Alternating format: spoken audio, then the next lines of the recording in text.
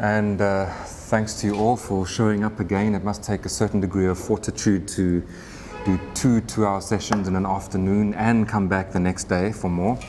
It's impressive. So yes, yesterday we spoke about liberalism, and I made an argument based largely on Domenico Losurdo's work, but drawing on other bits and pieces here and there, that liberalism has an intimate relationship with the colonial project. It in fact emerges directly in relation to that project, and that it has, from the very beginning, and one could argue continues to this day, always had some kind of dividing line between who counts as fully human and who doesn't. That's changed over the last 2 centuries. It shifted from religion to race in the somatic bodily sense, to culture. But many people argue that even in global power relations today or in the post-colony, that kind of line of exclusion is still evident. And the questions that came up from the people here were largely about the universal, because I had said that there's a black radical tradition that you can trace back to Toussaint Louverture that has always asserted a universal humanism against any attempt to limit who counts as human. And the other set of questions were about what we do with liberal freedoms and institutions now, whether we remain open to them or critical of them. Now, Fanon certainly is a theorist of universal humanity, very clearly and consistently.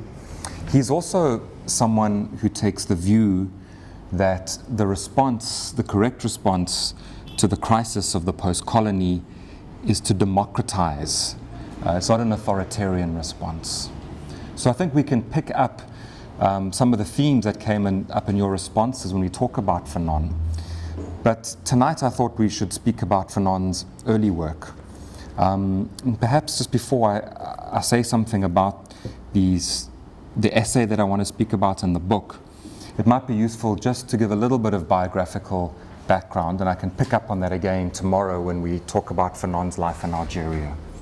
So Fanon is born 20th of July 1925 in Martinique, French island colonized by the French in the Caribbean.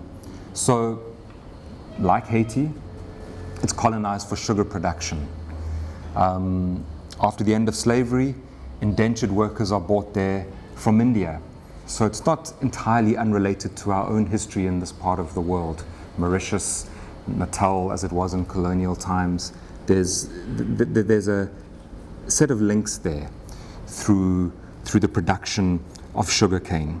And sugarcane was, along with tobacco and coffee, an absolutely key crop in building the colonial economy. A city like Marseille, port city, a very ancient city, of course, but it became wealthy through the slave trade and through those commodities. There's a wonderful book called Sweetness and Power by a guy called Sidney Mintz, who died, I can't remember if it was early this year or I think at the end of last year, American anthropologist who makes a whole argument about sugar in the modern world. And he says, sugar wasn't just a luxury for elites to have on their tables in Europe to show off. It was also the kind of fuel for the early days of capitalism. You had a system in the factory in England where there would be a woman coming around with a trolley with tea and lots of sugar. And that's because those workers who had been dispossessed of their land in England, forced into cities, forced into wage labor, were malnourished. So very sweet tea, something you see often with workers in South Africa today, doesn't change, was the kind of literal fuel for them to do the work. So Martinique becomes Martinique because of colonialism, because of slavery, because of indenture, and because of sugar as a global commodity. Fanon's family represents that history. He has 2 grandparents who are descendants of people enslaved in Africa, 1 grandparent who's descendant of people indentured in India, and 1 grandparent who came from the Alsace region, or her family did anyway, of France. So his family come out of that colonial experience. His family were kind of lower middle class. His father was a minor civil servant, worked in customs. His mother was a shopkeeper. They weren't poor. They had 8 children. 2 died young, but 6 made it through to adulthood. And they were educated at the best school in Martinique. And that school had a very, very famous teacher, Amy Césaire. A lot of accounts of this say that Amy Césaire was Fanon's teacher, but that's not actually true, but he did teach at the school. Césaire studied in Paris, where he went to the École Normale, the sort of absolute commanding heights of the French Academy. And while he was there, became very involved in the formation of the Negritude movement. It was very inspired by the Surrealist art movement, and Césaire was a key figure, along with Léopold Senghor, who would go on to be the first president of independent Senegal. So Césaire arrived back in 1939 in Martinique and kind of scandalized middle-class Martinican society with his pronouncements that it was a great and wonderful thing to be black, and that black people in Martinique should look towards Africa for their identity. Fanon does explain in Black Skin, White Masks that growing up as a black child in Martinique, he was always told that he was French. He talks about reading stories as a child at school in which they were told they were French, you know, coming in after running outside with their cheeks being rosy, or about their ancestors, the Gauls. And he says most people, middle-class people in Martinique, really identified with being French. As you know, French colonialism was very different to English colonialism. It offered a route for elites to assimilate into French culture, and in a way that English colonialism didn't. So Césaire really scandalized the middle classes in Martinique. And shortly after that, you know, 1940, the French were defeated by the Nazis. And what happened in Martinique is that a whole lot of French sailors, a whole section of the French Navy, was blockaded in Martinique. They couldn't leave because when the French had been defeated in France, a collaborationist government was set up with the Nazis, the Vichy regime. And the sailors that were blockaded on Martinique set up their own collaborationist pro-Nazi government in Martinique. So France had operated more as a kind of idea than a concrete reality for many people in Martinique. Suddenly the island is flooded with these young French sailors. And they are not the French of the imagination that thinks of France in terms of liberty, equality, and fraternity. They're racist, they're abusive systemically to women in Martinique. There's a lot of harassment and violence.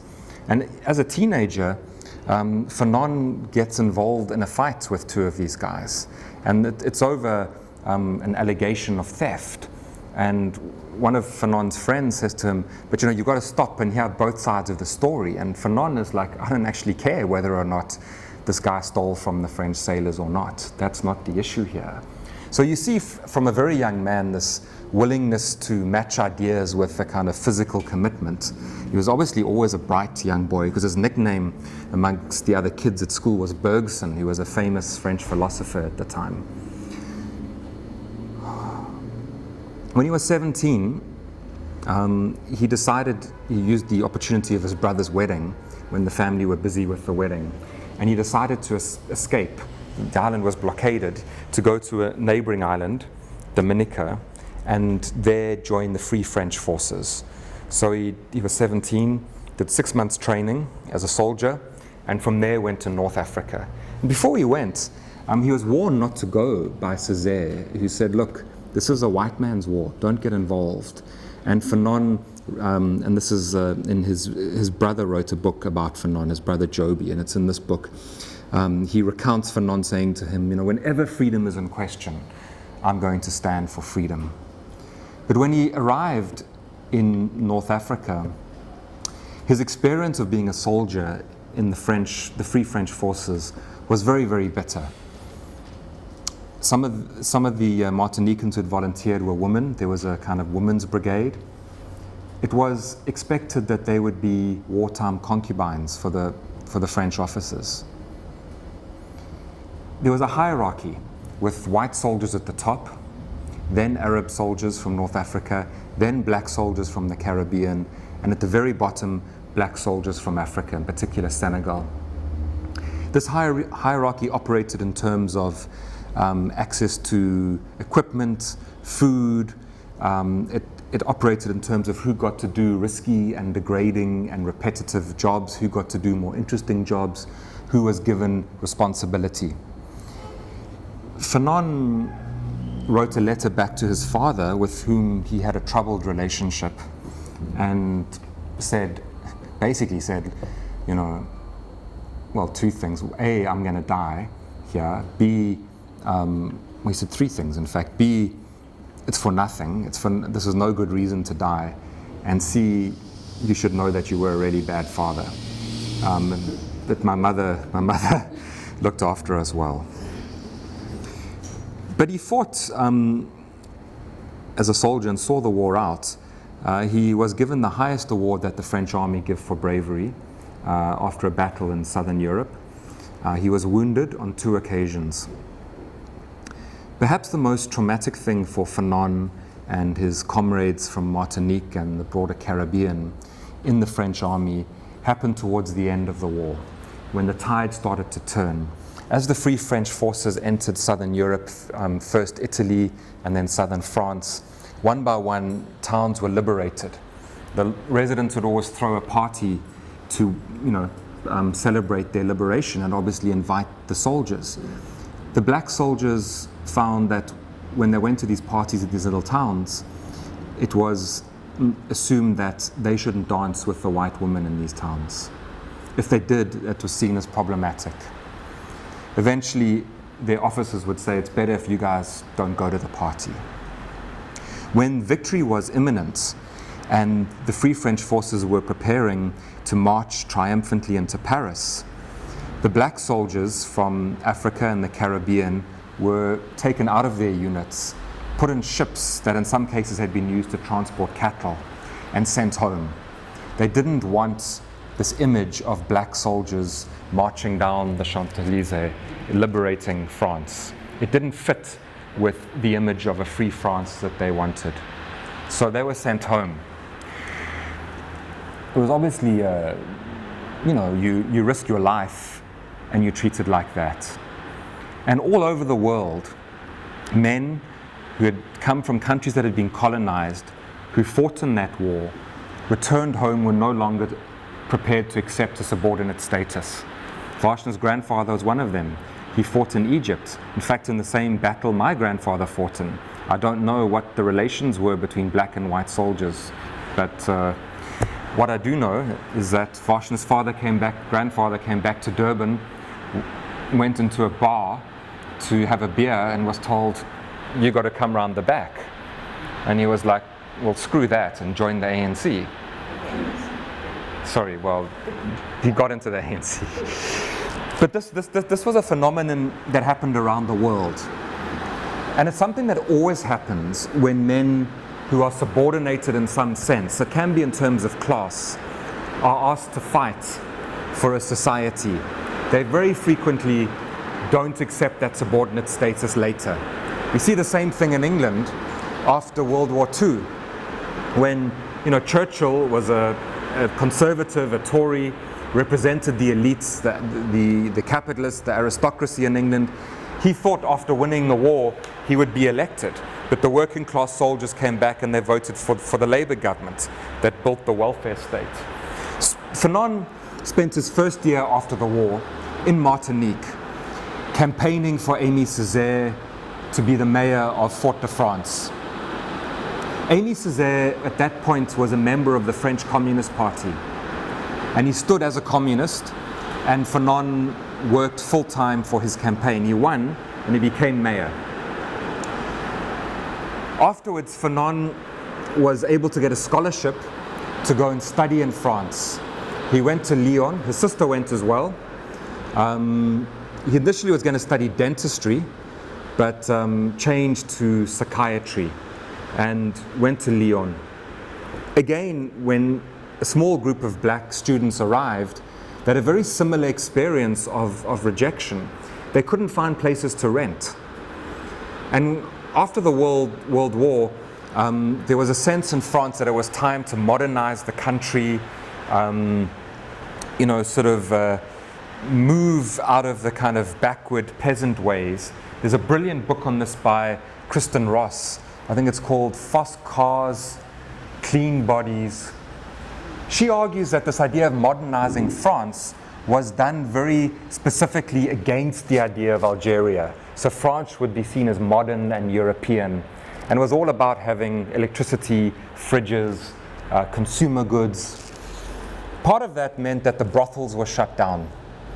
And so they were shut down and nationalized. So the black students were accommodated in what had been brothels. So they had like a mirror on the ceiling and red velvet curtains.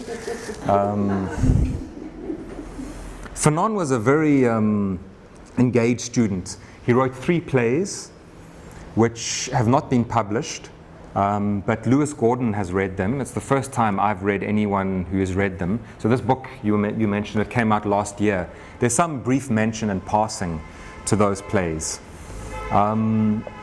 He also started a newsletter for black students called Le Tam Tam, which means Tom Tom in English, but in French it's a derogatory way to refer to African people. You still hear that in Mauritius. It's a derogatory term. So he took that on and started this newsletter. Although he was studying medicine, he was very interested in philosophy. He always went to the lectures that were happening, and in particular, he went to lectures by Merleau-Ponty, who was a major thinker in phenomenology in France, and later a key thinker in the kind of existentialist movement that was primarily associated with Jean-Paul Sartre. Fanon was very interested in Jean-Paul Sartre's ideas, very interested in a little book he wrote called Anti-Semite and Jew, which is about anti-Semitism in France. And that book is interesting because although Sartre was a Marxist and close to the French Communist Party, he made an argument about anti-Semitism that is much more psychological and material. He argued that the anti-Semite has a personal investment in his prejudice. He says, you may be depressed, you may have an unhappy marriage, you may have a job that you don't get much satisfaction from, you may not have much money, but if you can think that it's a great and wonderful thing to be a Frenchman as opposed to being a Jew, you can feel a lot better about yourself. So he sees anti-Semitism in these kind of quite psychological terms. He also sees it as an invention by the anti-Semite. He doesn't want to open up any space for discussing the set of stereotypes that are projected onto French people at the time, onto Jewish people at the time in France. He wants to say that this is not the Jews' problem, it's the anti-Semites' problem. Okay. So Fanon completed his studies in medicine, and he specialized in psychiatry. And in 1951, he did his internship. His internship, it's a kind of system of like being an apprentice. So you intern with someone you respect and trust, and you study with them. The person he chose to work with was a guy called Francois Toscal, who had come to France as a refugee after the civil war in Spain. He, at the age of 24, had been the chief psychiatrist for the Republican forces in Spain. He's very political, very radical, and very concerned with thinking about psychiatry in terms of a community of care, rather than a psychiatric institution as almost a kind of prison, as a space where people are controlled, contained, dominated. So he's part of a radical psychiatric movement that begins in the 30s and really flowers in Europe in the kind of 60s. In At the end of his studies, Fanon has to produce a thesis. And he produces a thesis called The Disalienation of the Black. He submits it, and it's rejected out of hand by the university. So he writes something else, which is on spinal injuries. Apparently he writes it in 2 weeks, submits it, and it's passed. But he smuggles in, it's never been translated or published, but people who've read it in French said although it's on spinal injuries, he does smuggle in some things here and there about the need for the doctor not to treat the patient as an object, for the doctor to understand that there's a relationship between one human and another, not to objectify the patient. But he does publish something in 1951 from his thesis. And it's what becomes the 5th chapter of Black Skin, White Masks. In the English translation, it's called The Fact of Blackness, which is kind of wrong because the original formulation is the lived experience of the black. So that chapter is published. And then in February the next year, February 1952, he publishes another article in the same journal, L'Esprit, which is about, and it's very relevant in some ways to some of the questions students have raised about the academy, about curricula. It's about racism in French science, in French medical science. It's called the North African Syndrome. Now, it's published after his death. It's translated and published in this book towards the African Revolution. And at the time when this book was put together, which was in '64, it was thought that it was a kind of collection of essays written by Fanon. Now, we now know because Alice Cherky, who was an intern with Fanon in Algeria and went into exile with him when he went into exile in Tunis, wrote a very beautiful, I think, reminiscence of her experiences with Fanon. She was very close to him in Tunisia. And she said he didn't write some of these essays. Others were written by committee. Some are by him. Certainly, the North African Syndrome is by him. The second one here, West Indians and Africans. And the last essay about Lumumba's death. For some reason that none of his biographers are entirely certain about, Fanon felt kind of personally responsible after Lumumba was murdered. They had met. There's a sort of assumption that perhaps there was some information that Fanon wished he had given him. Anyway, the North African Syndrome is about how French medicine responds to North Africans, people from Algeria, Tunisia, who come to see the doctor. These are migrant workers on the whole. This is at the time when French colonialism is not challenged, seems stable. And some of the themes here are things that you see throughout Fanon's writing. And I'll read you something here. He says, "The attitude of medical personnel in France is very often an a priori attitude. The North African does not come with a substratum common to his race, but on a foundation built by the European. In other words, the North African spontaneously, by the very fact of appearing on the scene, enters into a pre-existing framework."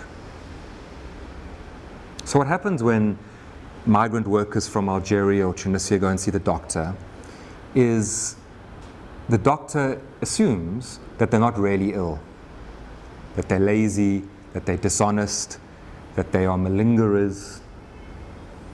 They assume that you should just give them some pills and send them away, that you don't need to really engage them seriously, find out really what's wrong.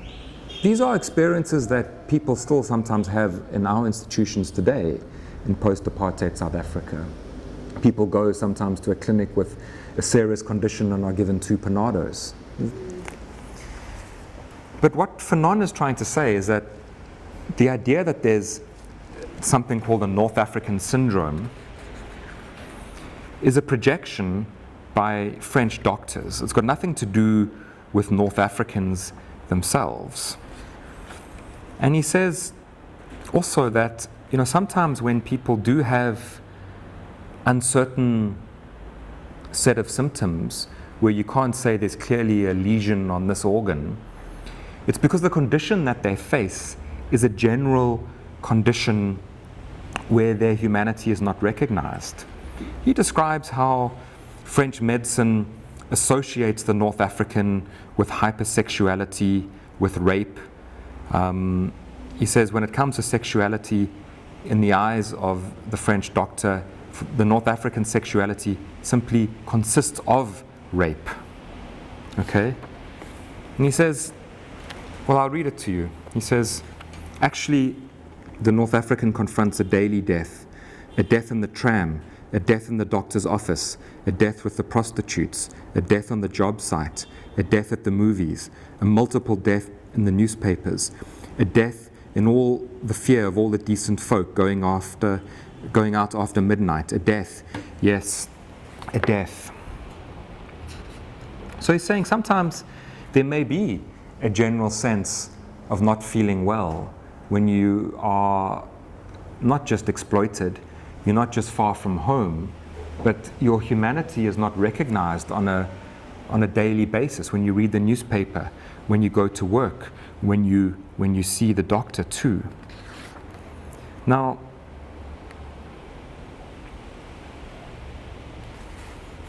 for Fanon, the point here is not to throw out science.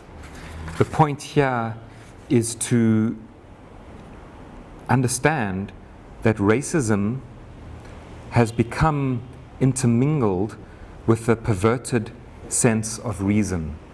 Racism sees itself as reason, and those two things have to be disentangled. Fanon is never one to give up on reason. He's absolutely committed to reason. He wants real science. And we'll see when we talk about Algeria how he thinks that relationships, say, to medicine can change, particularly in struggle.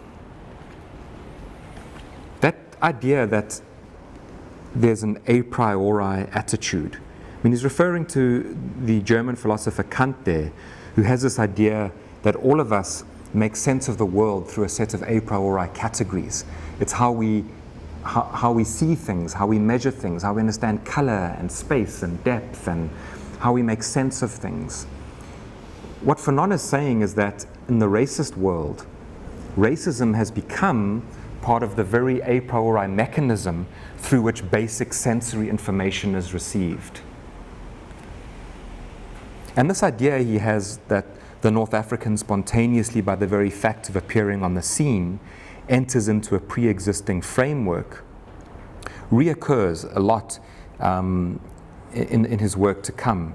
Lewis Gordon, who's a Jamaican-American philosopher who's worked a lot on Fanon, has used it, and he discusses it in this book, to theorize the idea of illicit appearance. In other words, sometimes certain people's appearance in certain spaces is simply read as illicit. Okay?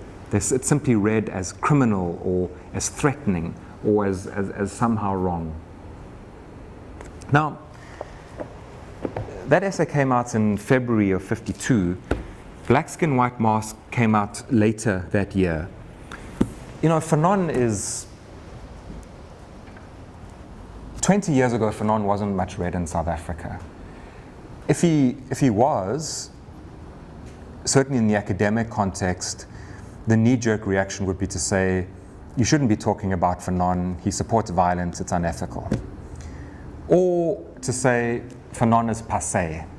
That was 20 years ago, postmodern ideas had some traction in the academy, ideas of radical humanism, ideas of the universal, all seemed incredibly old-fashioned to the academic mainstream. That's all changed. As you all know, Fanon, without question, is the thinker of the moment in South Africa. There's nowhere else in the world where Fanon's ideas have ever attained this kind of mainstream credibility. I mean, the interest in Fanon now is a global thing. Black Lives Matter. I mean, there's a slogan, I can't breathe or we can't breathe. It doesn't actually come directly from Fanon, but it's sort of from Fanon. But, you know, in South Africa, if Bheki Cele puts out a press statement, he'll cite Fanon. If Adam Habib, the Vice Chancellor of Wits, is having a debate with a student on the SRC, they both use Fanon. Fanon has almost become the matrix through which we have our disagreements. And often people are just taking quotations. You know when you like Google a thinker and you get like 10 best quotes? It's those quotes often. Often they are totally out of context. But there's a degree to which this is a global moment. I mean, what has happened here is very much related to what has happened in the US. And I think this book shouldn't be read, as it sometimes is, as if Fanon is some kind of prophet who just arrived as some sort of fully formed genius. That's why, in part, I wanted to say something about the Black radical tradition yesterday, say something about the Caribbean, because Fanon comes out of an intellectual tradition. Obviously, Aimé Césaire, who he knew very well. But, you know, his son has the books that Fanon had when he died in Algiers. You can go and see them. He had 2 copies of C.L.R. James's The Black Jacobins, one extensively marked up in that collection. He was well aware of that tradition of Caribbean writing, okay? But he's located in that tradition. You could almost see that being a sort of, you know, an axis that runs from the past towards the future. But there's another axis that moves out sideways in the future, because there were a lot of people thinking about race at this time. I mean, Rolf Ellison had also been a soldier in America. You know, he writes Invisible Man, also in 1952. Aimé Césaire writes Discourse on Colonialism in 1950. It's a short pamphlet, an incendiary pamphlet. If you haven't read it, it's really worth reading. It doesn't take long. It's full of ideas. It's quite amazing, actually. So there's a whole generation of black thinkers, many of whom had been soldiers, who are now starting to say, no, this is not happening anymore. Now, Fanon dictated this book to his partner, who he married soon after it came out. Her name was Josie Dublé. She was also interested in ideas and politics. She was very much a comrade of his. They were very close. It was a successful marriage. But you can imagine them sitting in this room in the brothel with the mirror on the ceiling and the red velvet curtains and so on, and him pacing up and down, and she sitting there with a typewriter. And if you read it, understanding that it was spoken, dictated, the text, in terms of the style, really makes sense. It almost reads like Walt Whitman, like it's intended to be declaimed, you know? And that's because that's how it was written. You know, the opening lines, all these short sentences. The explosion will not happen today. It's too soon or too late. I do not come with timeless truths. My consciousness is not illuminated with ultimate radiances. Nevertheless, in complete composure, I think it would be good if certain things were said. And it continues like that. You know, almost statements that are almost like an aphorism, like Nietzsche. And you can take those statements out and you can do interesting things with them, because there's a remarkable turn of phrase. And when he tried to get this published, he took the text to Francis Janssen, who was a radical French publisher who later took really serious risks. He was head of a thing called the Janssen Network. They were smuggling money and documents and guns to the National Liberation Movement in Algeria, which was a treasonable offense. But Janssen said to him, you know, interesting book, but there's this thing about the style. And Fanon was absolutely insistent that he wasn't going to change that style. He said that he intended to write to affect his reader sensually. And you know, he was close to Aimé Césaire.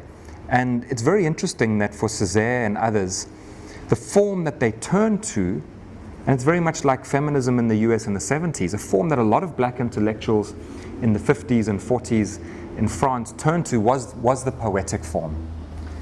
And some people have suggested that it's because if your appearance, to use Lewis Gordon's phrase, is illicit, if there's an a priori framework that pre-exists your entry into the space, the pre-existing language is not equipped to make space for you.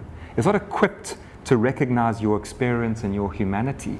And you almost have to bend the language, like in jazz you would bend the note, to make space.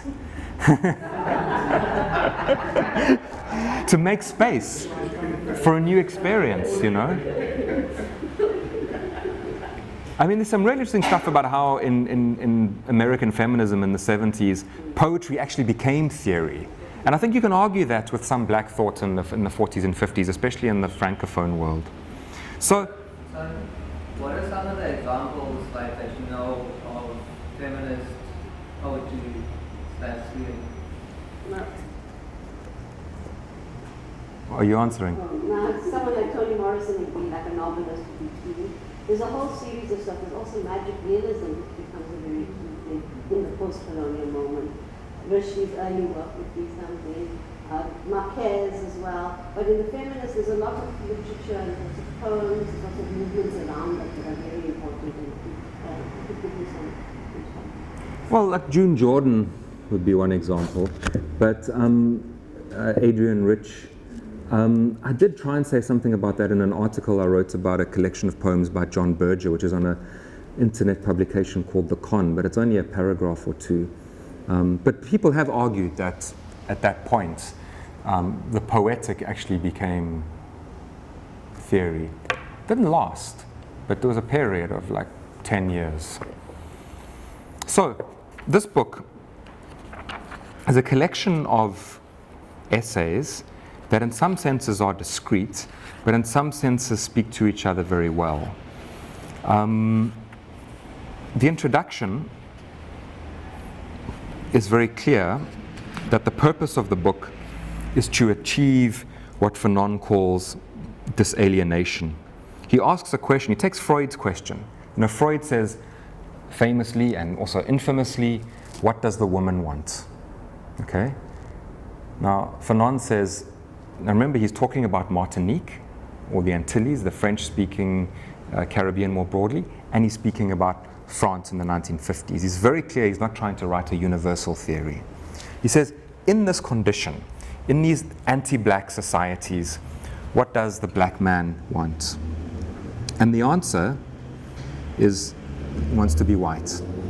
And the reason for that is because the way racism functions is you are only considered to be fully human if you are white.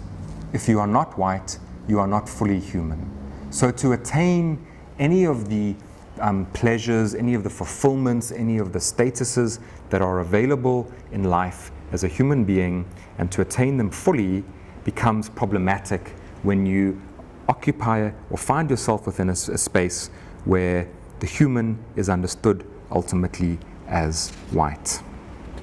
Now, he says here, fervor is the weapon of choice of the impotent. Okay? He wants a rational discourse around this problem and a rational solution.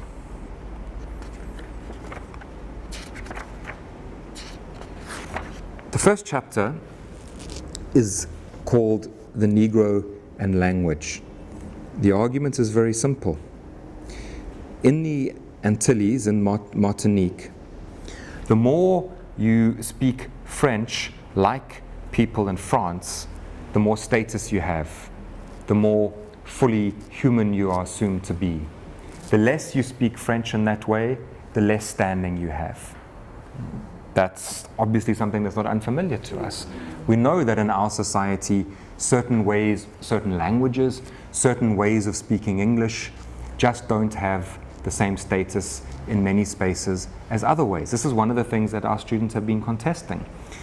You know, this organization is about activism.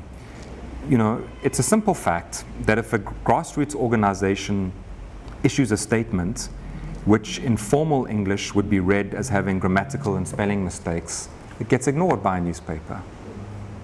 It just does, you know. Things have to be framed in a certain way, in order to be seen as significant.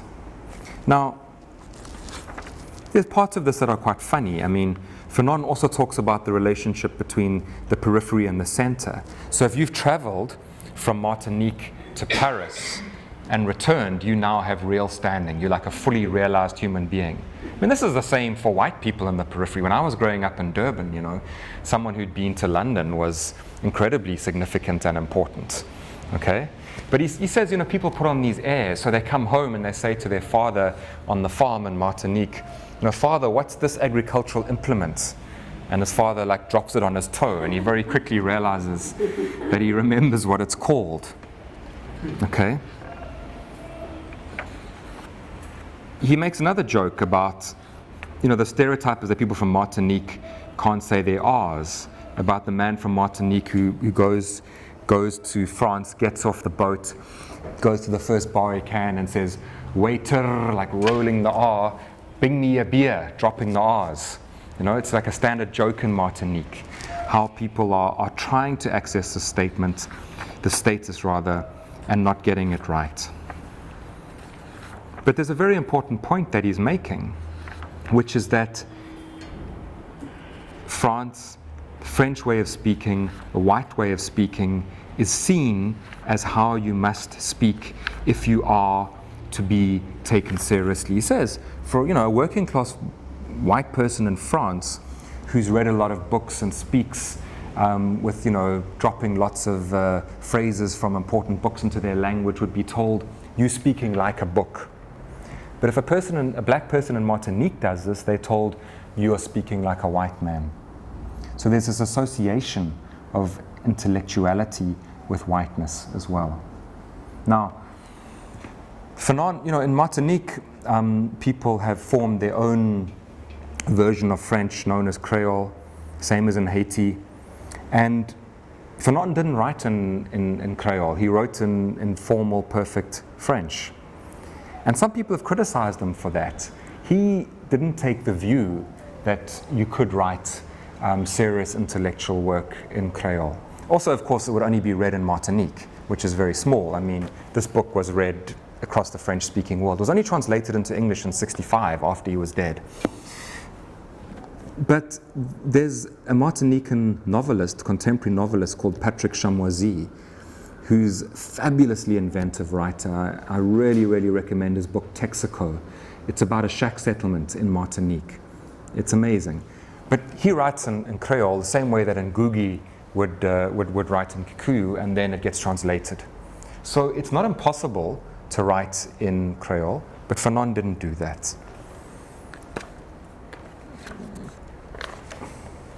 Now, the next two chapters in the book have been very controversial because they deal with love and sex between people of different races. And the way Fanon decided to write these chapters was to take two novels that at the time... Did Fanon speak in Creole or standard French? Well, he grew up in a middle-class family in which parents tried to stop their children from speaking in Creole. Middle-class Martinicans tended to speak Creole to their servants, but he would have certainly understood it. It would have been the language of boys out of the house, but not respectable. So these two chapters are responses to novels that were very popular at the time. Novels by Martinican writers that dealt with this theme. They were very popular. It would be the equivalent of someone today writing, theorizing, I don't know, a film, a Hollywood film, or Beyonce, or something like that. But they were very popular, especially the first one, with white audiences. They've never been taken seriously as literature by black thinkers from Martinique. And the reason why it's been controversial is because the first novel is by a woman from Martinique who says, "I should have liked to be married, but to a white man." And she explains how it's her ambition to marry a white man. She wants to have a lighter-skinned child. She wants what she thinks will be the status coming from being married to a white man. Fanon is quite scathing about this. And there's been some feminist critiques that have said he is policing black women's sexuality. Okay? Now, these debates are assessed very, I think, carefully and fairly in a book called Frantz Fanon, Conflict and Feminisms, by an American academic called Tracy Sharpley Whitting. She also written a famous book on hip-hop, sexism and hip-hop. Her argument comes out very strongly on Fanon's side. She argues that he's not policing women's sexuality. He is being very critical of the idea that one desires not sexually or romantically, not a person for who they are as a person, but one desires a race. Now, he talks about how some white people in France have a set of desires around black people that is based on a fetish. He actually did a whole lot of tests. He did word association tests to see how white people in France thought about black people. He did interviews. He even measured white and black penises and found out that there was no difference in size. But that, he spoke to some woman in France who said the idea, a white woman, of having sex with a black man was overwhelmingly sexually exciting. When it came to the actual act, it was no different to having sex with any other man. But it's this projection in the mind. Okay? Are you saying Fanon did that research? Yeah. So, Fanon is not saying that relationships between people of different races are pathological. His wife was white, although in part of gypsy descent, which wouldn't have had her counted as wife by the fascists. But what he's saying is it's pathological when people want someone because of what race they are. That's what he's saying, basically. Now, the next chapter, and I need to not take too long with this. The next chapter is a response to the French Academy again. This time, a theorist who writes a book. His name is, I don't know how to pronounce it properly, but Manouy, perhaps. Prospero and Caliban. He's referencing The Tempest. We spoke about it yesterday. He's an anthropologist. He goes to Madagascar. He studies the people there. He argued that they have a pre-existing psychological disposition to desire to be colonized. There's an absent father, and the colonizer steps in as the father. And this is credible French academic theory at the time. Okay? Now, he obviously takes us on very, very directly. And his argument, of course, is that his argument is that we need to understand conquest, dispossession, and exploitation as the basis for social relations in Madagascar, not a psychological disposition on the part of the people who've been conquered. What he's saying here fits very well with a point made by W.E.B. Du Bois at the end of the 1800s, just before he wrote his first book, The Philadelphia Negro, and he reprises it a bit in 1903 in The Souls of Black Folk. He's saying there's an overwhelming tendency when oppressed people are being studied to assume that the people who are being studied are the problem, as opposed to oppression and historical circumstances that have produced inequality to be the fundamental problem. So, now the chapter that is the pivot around which this book turns is the chapter that was published the year before the book came out, mistranslated as The Fact of Blackness. It's about the lived experience of the black. It starts with a gaze, a child looking at Fanon, pointing to him and objectifying him as a black person. He describes himself, he says, he writes so beautifully, "I came into the world imbued with the will to find a meaning in things, my spirit filled with a desire to attain to the source of the world. And then I found that I was an object in the midst of other objects." Césaire in 1950 in Discourse on Colonialism has this equation: colonization equals thingification.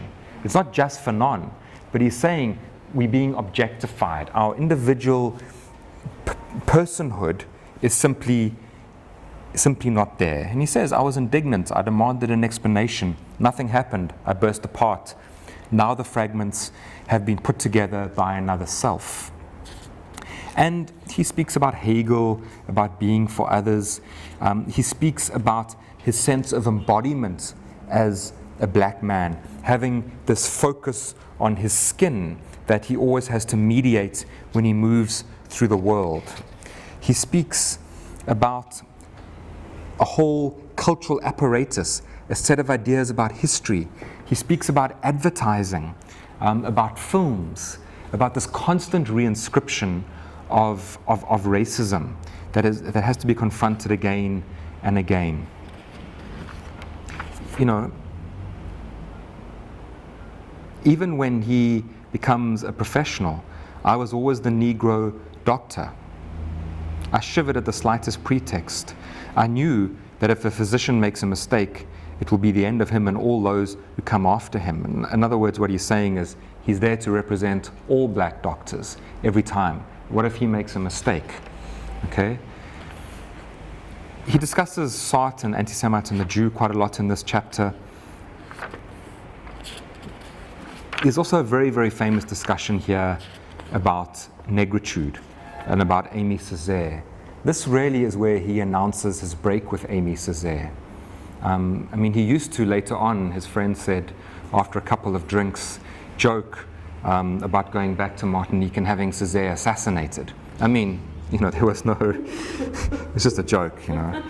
But he says about how when he is excluded from how culture and civilization is presented to him, this idea that the negritude movement take very seriously, that you turn towards a separate African world, is very attractive. And he describes that attraction. But he says that, you know, he describes it for pages, but he, you know, ultimately he rejects it. You know, because part of what happens with negritude is that there's a set of stereotypes that are projected onto African people and onto white people. And Fanon makes sense of this by describing it as Manichaeanism. Mani is a prophet in the ancient Zoroastrian religion. It's a very, very ancient religion. Hinduism, some people say, descends from it. But it's this idea that there's light and dark, warm and cold, good and evil. It's absolutely, everything is on one side or the other. So for Fanon, that's the structure of the racist imagination. And you can imagine two columns with white at the top of one and black at the other. And under white, you would have rational, under black, emotional. Under white, you would have perhaps, sorry? Scientific and superstitious. Exactly. And honest and dishonest and clean and dirty and so it goes. He says what negritude does is it takes that and it affirms the stereotypes that racism has projected onto black people and says, yes, it's wonderful to be emotional. And it talks about drums and about physicality. And if you read Césaire's great poem, and it is a great poem, you can see elements of that. It's sort of trying to embrace the idea of the African as closer to nature, more spontaneous, more physically present. Fanon ultimately breaks with that. You know, he wants to set aside the whole bogus imposition of a Manichaean worldview. He wants to reject the whole thing in its entirety. And he's quite clear. He says, you know, the man who loves the black ultimately is as sick as the man who abhors him. He says there are people in every part who search, that the Czech is no more to be loved in the absolute than the black. But where does that leave him? Because he's in France, he's a student in France. It's a racist society. He wants to assert himself as a rational person, but he can't do that. When he asserts himself as rational, when he shows how much he knows, either he is not recognized as rational, he's recognized as black and therefore not rational, or people say to him, you know, you're not like all the others, you're really white, you're really like us. He can't be simultaneously black and rational. He says, when reason walks in, I walk out. Reason played a cat and mouse game with me. So what do you do? Because you see, the book up until now has been describing a series of strategies for finding a space as a black person in an anti-black world. Adopt the language, have a white lover, become educated, become a professional. But every time, it doesn't work.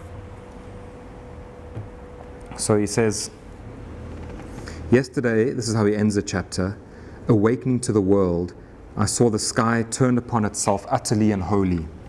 I wanted to rise, but the disemboweled silence fell back on me, its wings paralyzed.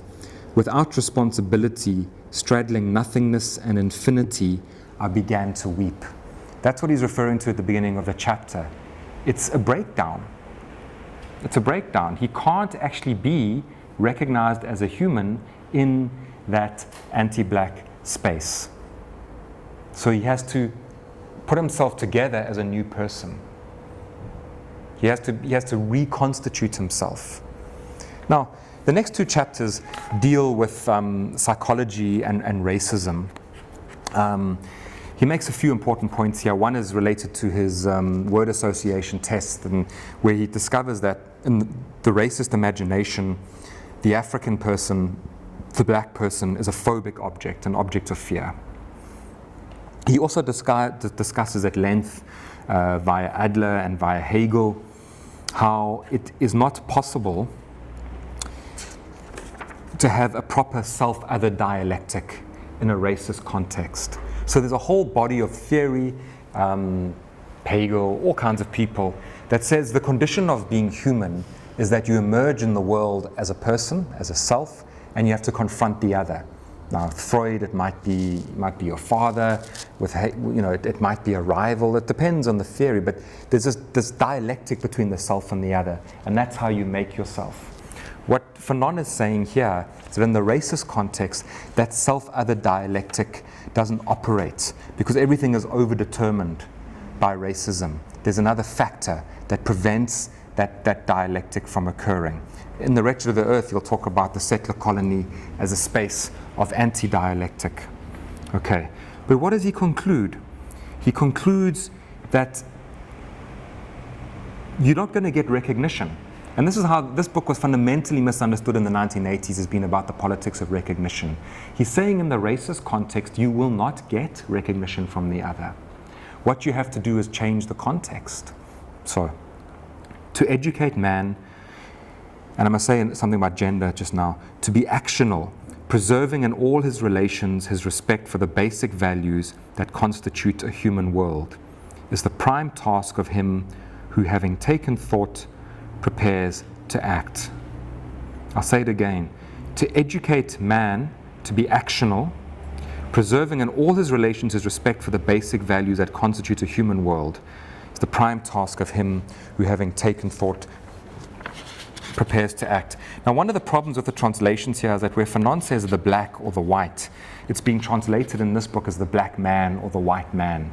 The language here is consistently gendered in a way that it isn't in the original French. It's just something to keep in mind. The conclusion of the book, well, I mean, it's very, very famous last line, but there's an absolute rejection of history as over-determining anybody. The body of history does not determine a single one of my own actions. I'm my own foundation. It is by going beyond the historical instrumental hypothesis that I will initiate my cycle of freedom. He's committed to doing that in struggle, is what he's saying. But, he says two very, very important things at the end. At the conclusion of this study, I want the world to recognize with me the open door of every consciousness. That, for him, is a fundamental and consistent axiomatic ethical point of departure. It's something he remains committed to all the time. The open door of every consciousness. That's the universal that he proposes against the liberal exclusion of certain people from the count of who is human. That's a different translation, so it might have a slightly different framing to the one I'm reading. That's the universal. It's not saying this culture is universal or that institution is universal. It's saying the open door of every consciousness. And we'll see when we talk about the wretched of the earth tomorrow that he means every consciousness. Every person must be recognized as an open, unique human presence in the world. Okay? My final prayer, O my body, make of me always a man who questions. The concept of the human in this book, he says, I'm using the language in here, so it's always gendered. Man is motion towards the world. There's a constant sense that to be human is to be in movement, to be engaging with others, to be moving through time, through space, but also to be moving through a sense of grappling with ideas, to be changing. He emphatically rejects a response to racism that reinscribes any kind of containment. He wants to be this opening, moving, questioning presence in the world.